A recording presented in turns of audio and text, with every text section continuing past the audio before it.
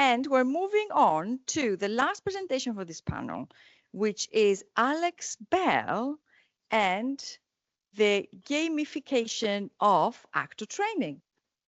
Alex, would you like me to leave it here? Yeah. Or do you want to wear it? Oh, wear it. Why not? How exciting. Let me help you. Oh, thank you. Easy stuff. Yeah. Amazing. You've got a pocket. Perfect. I have a pocket. I'm prepared. I'm ready. Don't you worry. Amazing. So, hello all. So, my name's Alex Bell. I'm talking about the gamification of actor training. So, since being a young man, I've always struggled with competition and I've always liked games. I always struggled with like sports games where there was a winner, particularly because I'm very bad at sports. So if I wasn't good, we never won. So I always prefer games where we're working together as a team. This was one of the many things that first got me interested in acting and then subsequently into tabletop gaming. For people who do not know tabletop gaming, a tabletop role-playing game is where the players take on the roles of characters within a story. So you might have seen it recently in Stranger Things. That's probably the most famous example. And what happens is that the players are normally given a goal within the setting and they play as characters to achieve this goal. So the players might need to help save a princess from a goblin or whatever. The person who runs this game is called the Games Master. So the Games Master, they're the facilitator for what happens within the story. So they create a world and then inhabit it with characters and events so that players can engage with the story being told. Much like teachers, there are many ways that you could GM a group. And I believe there are several crossovers between tabletop gaming and actor training. As a teacher, we are doing what a GM does. We are preparing and guiding our students on their quests, much like players in D&D. So this made me start considering what elements of tabletop gaming might be useful when looking at actor training. Now, there are several elements, but I'm conscious that I have 20 minutes. So I am focused on one dynamic, which is the element of character sheet and how a character sheet could be used in teacher development.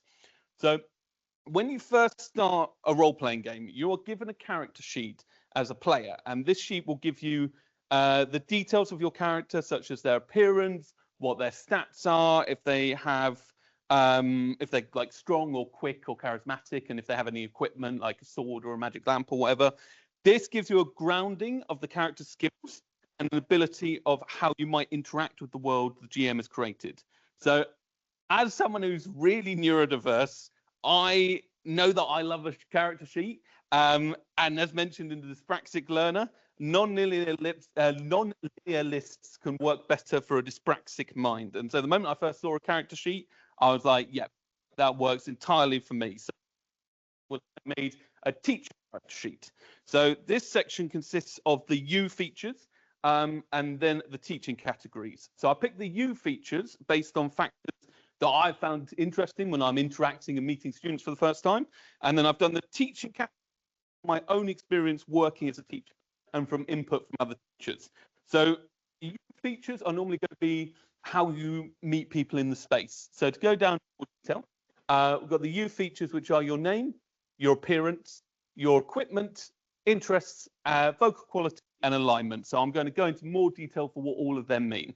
So starting with appearance. So appearance is very simple. It's literally, what do you look like? So think of me, I'm a large white man with long hair and a beard. So that is the appearance I bring, and this is something I need to be aware of. I had a student who, when they first met me, did not like me because I was a large white man in the space. They'd had teachers who looked like me, and they had preconceptions of that. I should say this is not a common reaction. I don't often get this, but this is something that I need to be aware of. What are the preconceptions, whether they be right or wrong? The other element to consider is your outfit. So whatever you wear will tell the students a bit about you and your teaching style. So when I first started teaching, I didn't consider this at all. I just wore whatever. I just thought a bit of stuff rather than a tool. Now that I'm teaching a bit more, I start considering what I'm wearing as an extension of my skills and pedagogy. So for instance, if I'm teaching Chekhov, I will normally wear a full black, and I'll try and have a more neutral sense of my body in the space. So how can we use clothes as a way of being a tool?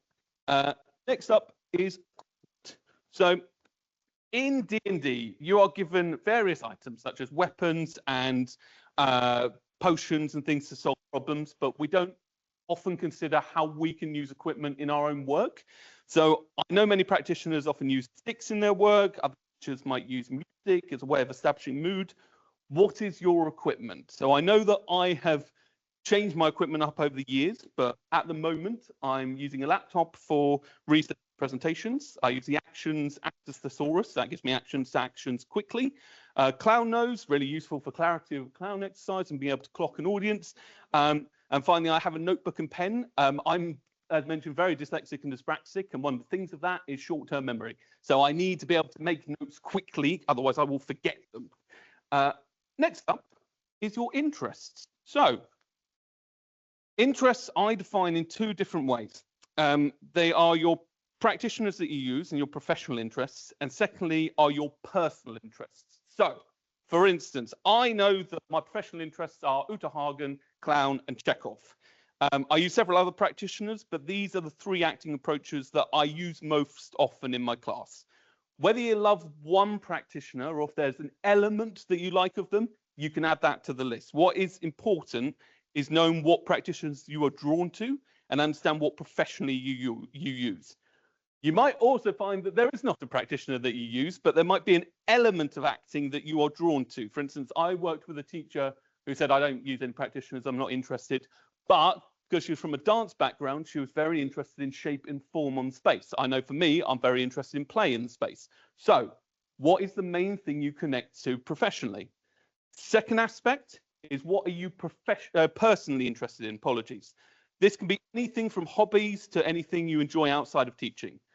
I know this might seem a bit irrelevant, but we have to remember that when you're leading a group, you're not detached from yourself. You need to be aware of what you connect to in the space. So in the book Teaching Practical Aesthetics, they mention about the bridge. And the bridge is when you have knowledge of a topic, students have knowledge of a topic, and the bridge can be used to connect the knowledge the students are already learning. So this is how you can start utilizing your interests. So my interests when I'm teaching in a space, I'm a big cinephile, I love films. So I know that I'm always using ideas for characterization or image work in scenes. I'm a big horror fan, so I know that I want to look at the more grotesque elements of scenes. Comics, I find the duality of characters and the heightened characterization you find in comics to be fascinating. And obviously, tabletop gaming, I find that quite interesting, and I know that I want to create an ensemble group. This is not an exhaustive list. I also like stand-up comedy, musicals, LARPing, but these are the things that I often use in a space. Next up, you have vocal qualities. So vocal qualities, there are lots of factors in how someone's voice is developed and created. So as John Gillett and Christina Goodcloud say in their book, Voice into Acting, when discussing character voices, a part of the effect of circumstance on voice will come from accent, also dialect, the specific nature or speech and language in a particular area or job. So this is not a judgment on accents. This is more a self-awareness around why do we speak the way we do and whether we are consciously or unconsciously using our voice in a certain way in the room. So if I think of my own voice, I was in commission-only sales for many years. So I know that I have a habit of speeding up when delivering information. It's normally so people didn't hear the terms and conditions. But the speed can be difficult, who's student, if their first language isn't English, or if I am working with people who have difficulty hearing. What I try to do now is I counteract it by doing a vocal warm-up focused on articulation, as well as at the beginning of class just saying, if I start waffling, just ask me to stop and get me to clarify for you. Thinking in terms of vocal placement, I'm also aware that I use a slightly more friendly tone when I speak. This is normally because I want to seem more approachable in the room. I want to keep my voice a bit lighter for students. Last thing is alignment. So in alignment, in D&D, you have this, which is a combination of two factors. One identifies morality, so whether you're good, evil, or neutral. The other describes attitudes towards the in order, so whether you're lawful, chaotic, or neutral. So are they more of a rule follower or more of an anarchist? This can be a kind of helpful guide for your character. So for instance, if goblins had people hostage, would you try and negotiate with the goblins and make a deal with them, or would you just go in and kill everyone? That gives you the kind of idea of what you're working with.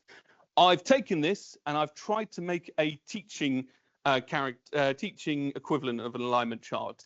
So on the left side of it, I have got how you might respond to students in the classroom. And the right side, I've added how you might lead a classroom. So I've found that generally teachers often fall into these categories of either feeling, neutral, or logic.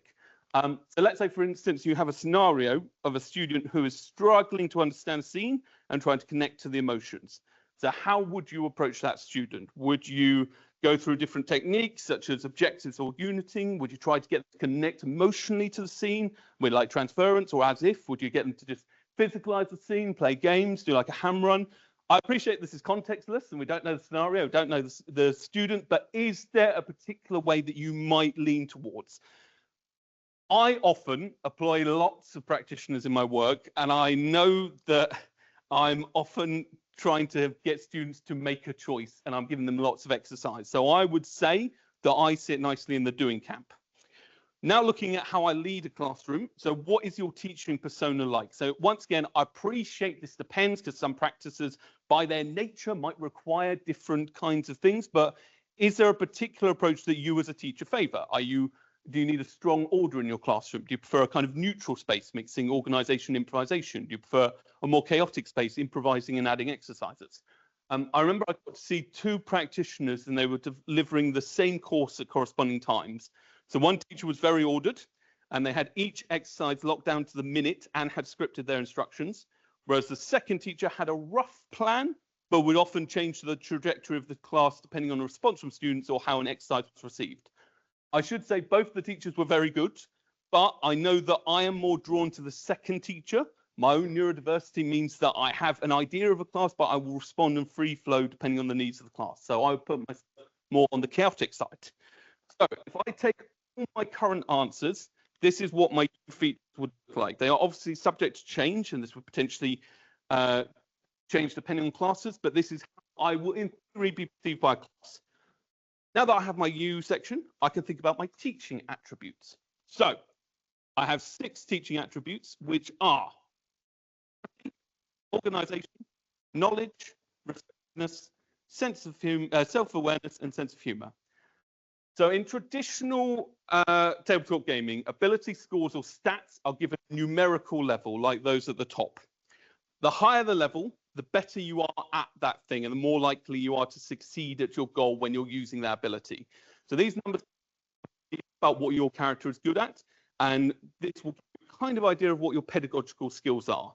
So the highest skill is a 20, lowest score is a 0, and a 10 is the average amount that someone can score. So this is the average ability of an ordinary human.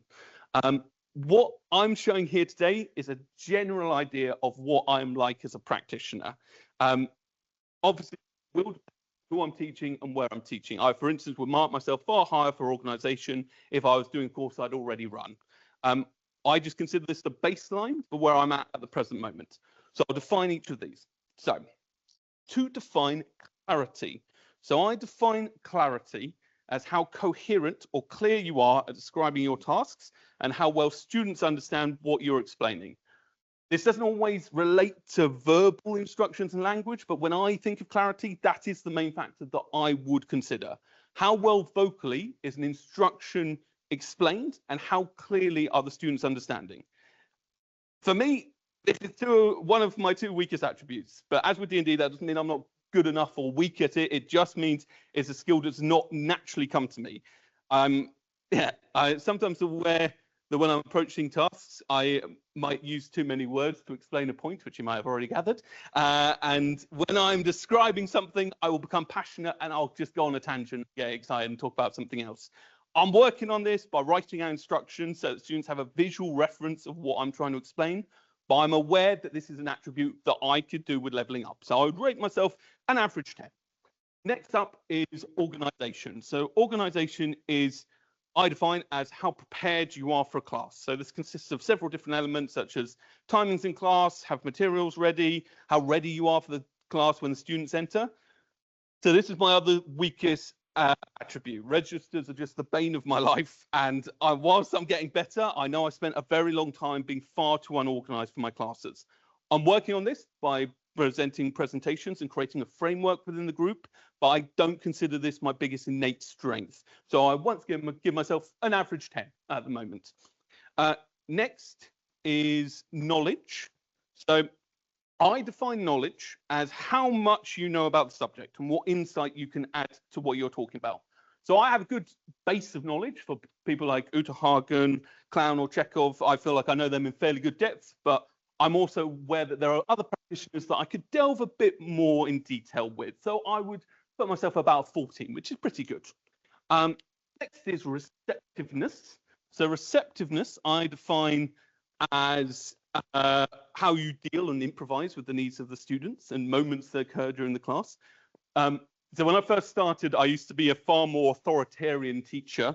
I was less bothered about the students themselves, and I just wanted them to understand the principles of the techniques. This has changed over time, but I'm aware that I can sometimes get a bit tunnel vision, and I get more interested in students understanding the exercises rather than seeing what they personally need in space. So I'd rate myself a little above average, about a 12 for that. Final one, penultimate one, I define as self-awareness. So this is how conscious you are of yourself and how you impact a classroom and the energy you bring. So when I first started teaching, I thought I had a very clear idea of who I was, but I wasn't considering how I might impact a classroom. As I've taught more, I feel this is probably now my strongest skill, particularly after researching this. But obviously, self-awareness is something that you're constantly learning. You don't just learn, you can always learn more about yourself. But this is my highest score at the moment of 16, which is strong. Finally, I find my last one, which is a sense of humor. This is not necessarily, you don't have to be funny, but you have to be aware of how you use humor in space or how you use lightness in space. For me, this is my other strongest attribute. I've done stand-up for many years. I've done clowning. So I enjoy playing with humor in space, and I try and release tension when it arises. So I put myself about 14. So breaking all of them down, here are my current teaching attributes in D&D. In D&D, the higher the skill, the more likelihood you have of succeeding when using it to complete a task. So this is very similar in teaching. So for instance, when I'm using self-awareness and humor to better connect with a class. Here is my complete character sheet, combining both my features, U features and teaching categories.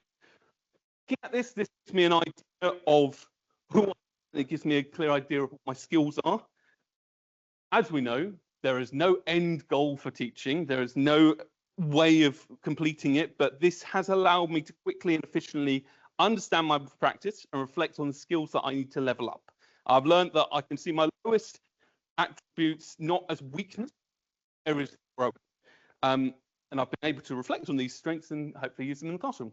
Fabulous. We are perfect timing. I was so panicked. Oh God, last one then. I added a QR sheet. So if you would like to do your own, I would be fascinated. I'm always fascinated to see how people would mark themselves. Thank you very much for listening. Thank you very much for the organizer for giving me the opportunity to speak. And if you have any questions, let me know.